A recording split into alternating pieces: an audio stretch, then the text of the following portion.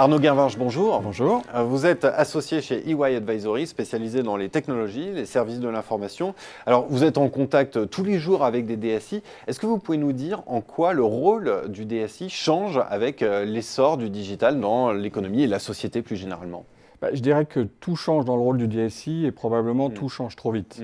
Ce qu'on voit aujourd'hui, c'est qu'on passe d'un rôle d'une fonction support à une fonction qui devient stratégique pour l'entreprise.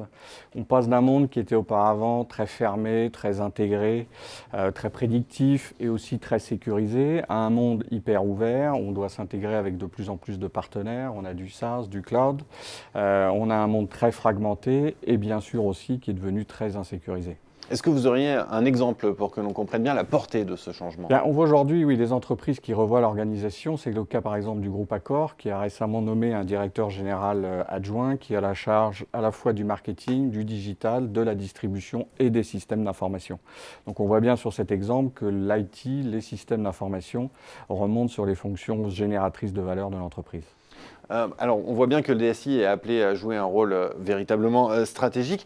Dans ce contexte, quelles sont les nouvelles compétences dont il doit faire preuve?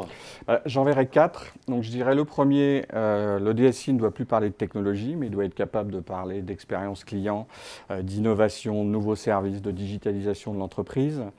Je pense aussi qu'il ne doit plus être uniquement au service des métiers, mais il doit être aussi capable de leur apporter de la valeur et de s'imposer quand même des leviers de la digitalisation.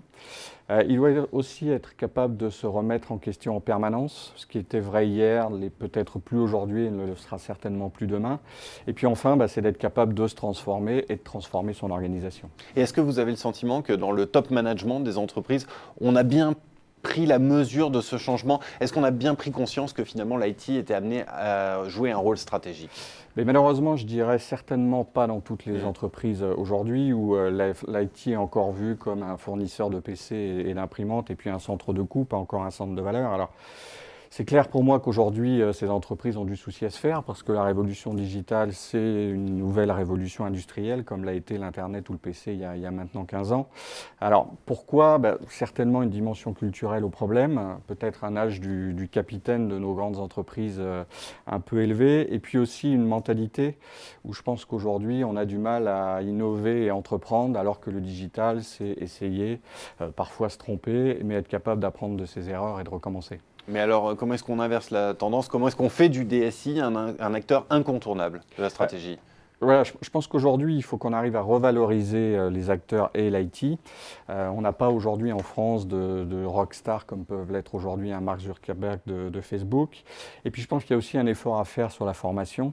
On voit qu'aujourd'hui, des pays comme la Finlande forment les étudiants et même les lycéens à la programmation.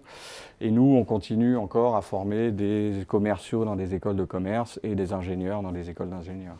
Eh bien, merci beaucoup Arnaud Guervarche pour cette explication. Merci. Merci.